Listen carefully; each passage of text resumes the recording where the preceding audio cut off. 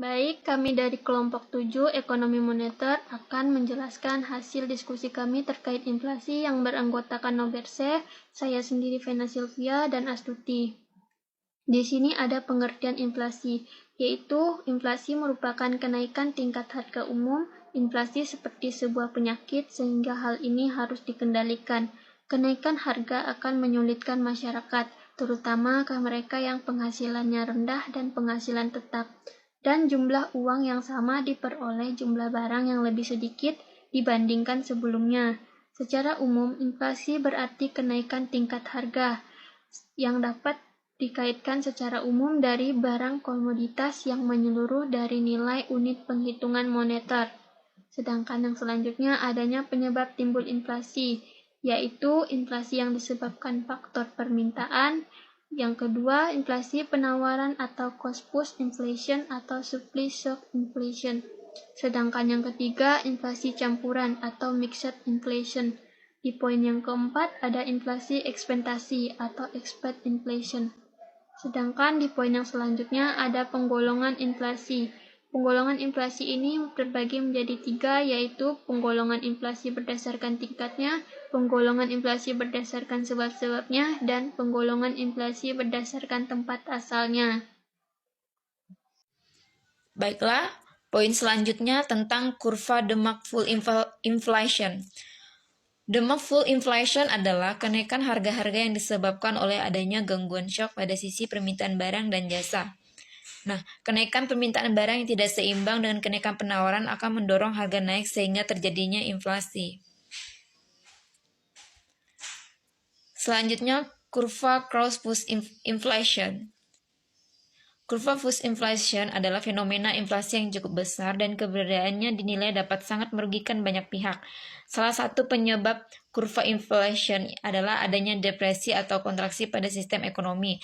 Artinya, cross push inflation dapat terjadi jika kegiatan produksi dalam dunia ekonomi tengah mengalami penurunan hebat dan menjadikan perputaran uang dalam negeri sehingga kehilangan kestabilan berdampak pada kenaikan harga produk di pasaran.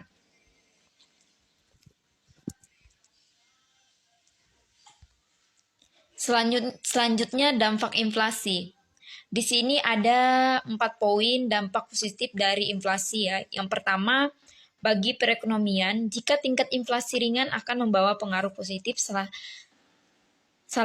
dalam arti dapat mendorong perekonomian yang lebih baik, yaitu meningkatkan pendapatan nasional dan mendorong masyarakat untuk bekerja, menabung, dan berinvestasi. Yang kedua, bagi pengusaha, dampak inflasi terhadap penurunan nilai mata uang tidak akan merugikan sebagian kelompok masyarakat yang memiliki penghasilan tidak tetap. Nah, poin yang ketiga, bagi debitur akan merasa diuntungkan dengan adanya inflasi, karena pada saat pembayaran utang kepada kredit nilai uang lebih rendah dibandingkan pada saat meminjam. Poin yang keempat, bagi produsen, inflasi pun dapat menguntungkan jika mendapatkan yang diperoleh lebih tinggi daripada kegiatan kenaikan biaya produksi.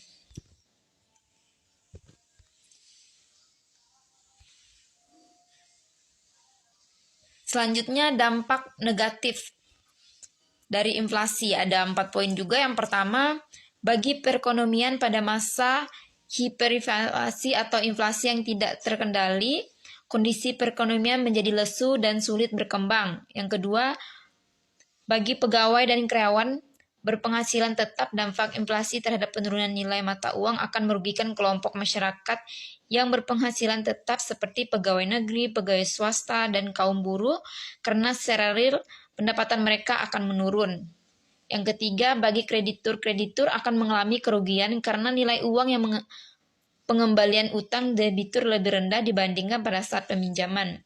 Yang keempat, bagi produsen inflasi yang tinggi sangat berpengaruh pada kenaikan harga-harga kebutuhan produksi yang kemudian berpengaruh pada tingkatannya biaya produksi.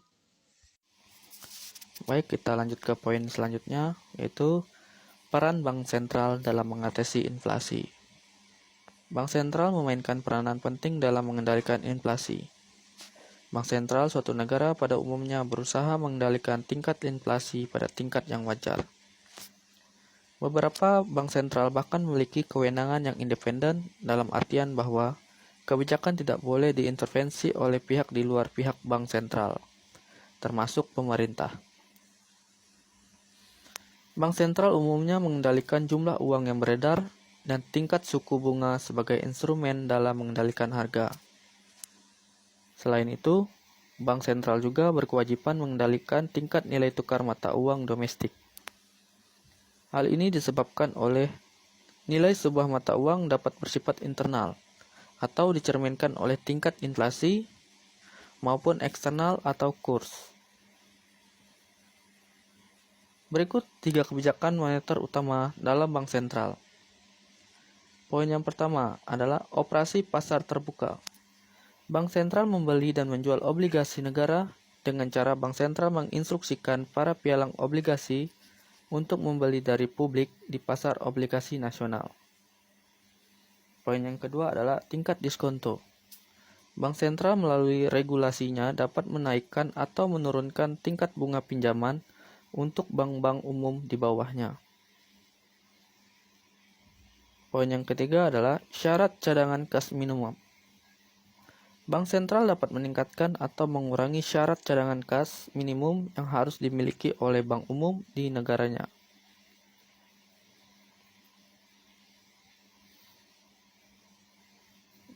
Baik, pengertian indeks harga. Indeks harga adalah ukuran statistik yang menggambarkan perubahan harga dari waktu ke waktu. Indeks harga biasanya dibandingkan dengan harga pada tahun dasar, yaitu tahun tertentu yang dijadikan acuan. Indeks harga berguna untuk mengukur fluktuasi harga barang dan jasa dalam jangka waktu tertentu.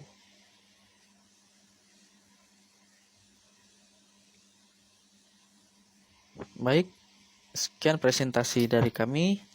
Kami ucapkan terima kasih.